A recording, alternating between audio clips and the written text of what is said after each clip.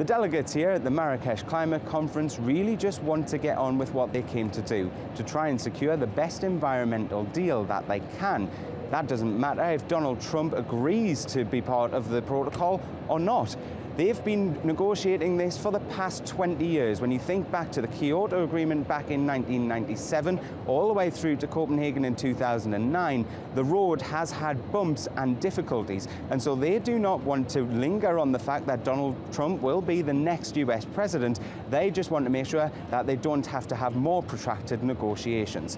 Now, during the Paris Agreement in 2015, the broad scheme of what would happen was agreed. That was to cut carbon by as much as possible and to keep the temperature increase in the world to below 2 degrees of pre-industrial levels. But what wasn't agreed was how that was going to be implemented.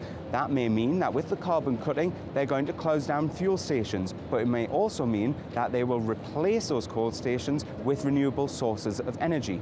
Also on the table is climate financing. Richer nations have agreed to fund $100 billion worth of financing for poorer nations to help them meet their climate offsetting goals as well. Now, this is a major bone of contention. Recently, the United Kingdom donated $16 billion to Bangladesh, but they weren't happy with the way that money was delivered to them, so they've given the money back. There's 190 nations here, all trying to get the best deal for themselves, and working through that fine print takes quite a lot of time.